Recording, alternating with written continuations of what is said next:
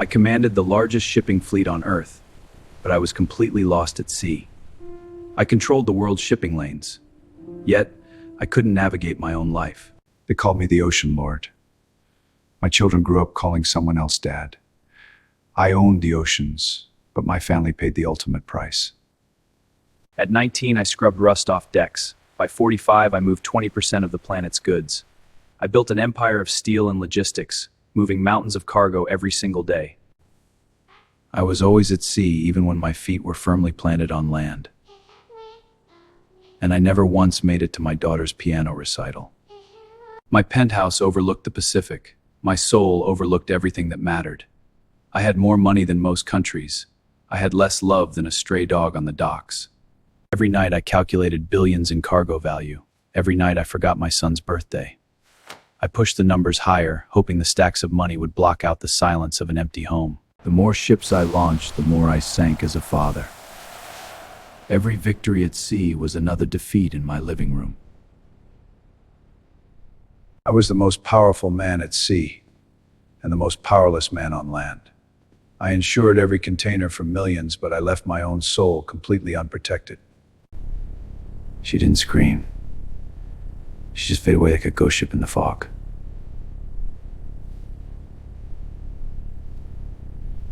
I fired 400 loyal captains that year. I couldn't fire my own loneliness.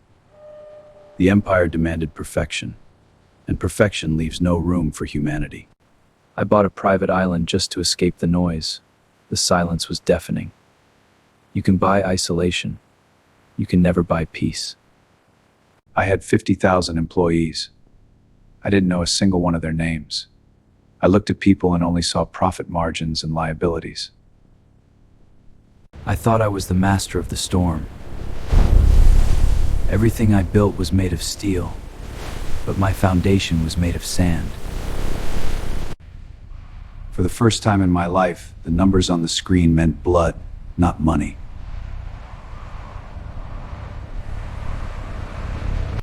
I was thousands of miles away in a warm office, and I felt the freezing waves hit me anyway.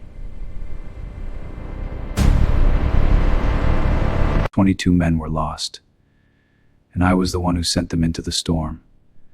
I had insured the hull, the cargo, the fuel. I had insured everything except my soul. The armor finally cracked, and all the guilt poured in like black water.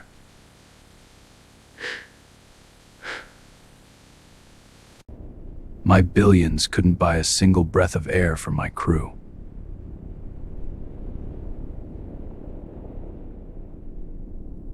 I attended 22 funerals. I stood in the back, terrified of their widows' eyes. I waited for them to scream at me, but they just looked right through me. A 10-year-old boy handed me his father's watch. It stopped at the exact time the ship went down.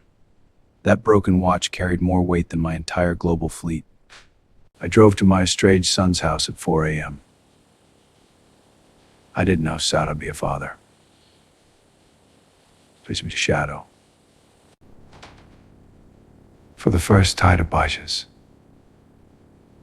I just big for it.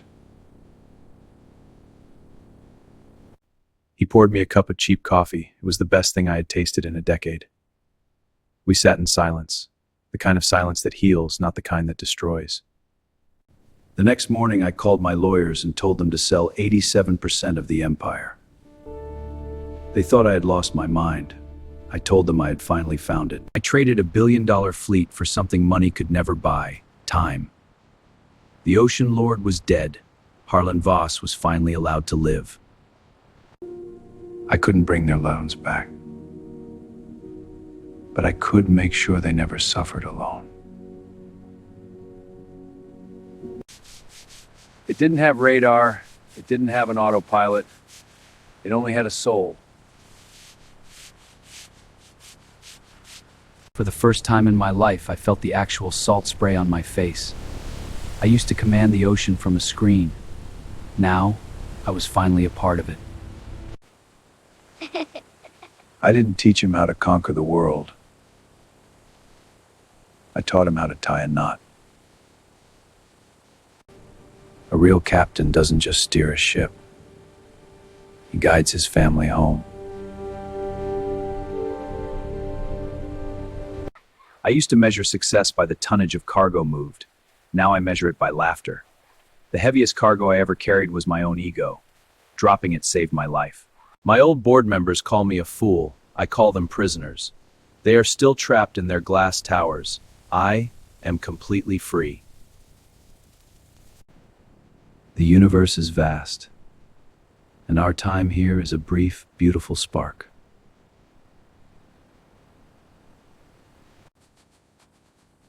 I can never erase the past, but I can spend every day honoring their memory. I built an empire of steel. I destroyed it to build an empire of grace. Grace is the only currency that doesn't lose its value when the storm hits. I look back at the man I used to be, and I barely recognize him. I was a ghost haunting my own life. Now, I am finally awake. Go home. The emails will be there tomorrow. Your children will be young forever. Success is not the size of your fleet. It's the size of the hole you leave when you're gone. I want my legacy to be the hands I held, not the ships I launched. If the Ocean Lord can find his way home, so can you. I still control a few ships, but now my heart controls me. What is the one thing you are sacrificing today for a tomorrow that isn't promised? Tell me your story in the comments. Let's navigate it together. I thought power was holding the wheel. Real power is knowing when to let go. The ocean doesn't care about your bank account. It only respects your presence. I used to buy my wife diamonds to apologize for my absence. Today I just gave her my time. We didn't need to speak. The silence finally stopped hurting. I decided which funeral I wanted before it was too late to change course.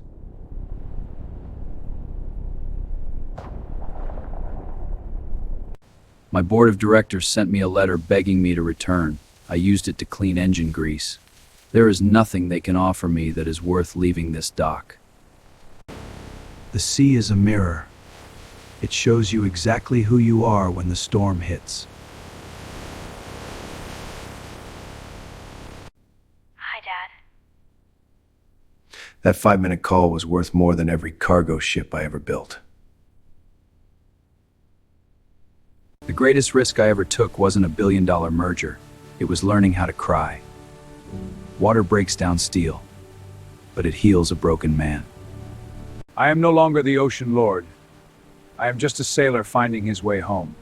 The Empire's gone, but the real treasure was salvaged. You don't need to sink your life to realize it's headed for the rocks. Look at the compass of your life right now. Who is really steering the ship? This is my confession, and this is my redemption.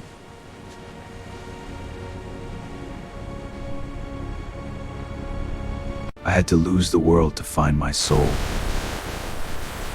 The weight of the empire dragged me down. The light of my family brought me up. I thought I was building a legacy. I was actually building a prison. Flexibility is life. Rigidity is death. It takes courage to say I don't know the way. It takes love to ask for directions. The boardroom was full of sharks. The living room is full of angels. Grandpa, let's make a big boat. Okay, let's build it together.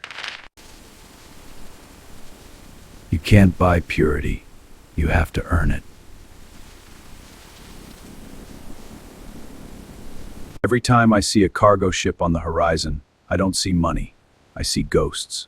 I bow my head to the men who still sail, and I thank God I am safely on the shore. I traded my ego for a second chance. It was the best deal of my life. The suit was a costume. The sailor's sweater is my skin. I wrote this confession because silence is the heaviest cargo a man can carry. If my failure can be your lighthouse, then the shipwreck was worth it. To the fathers watching this, the ocean of your career will never love you back. Your family will. Go to them before the storm hits.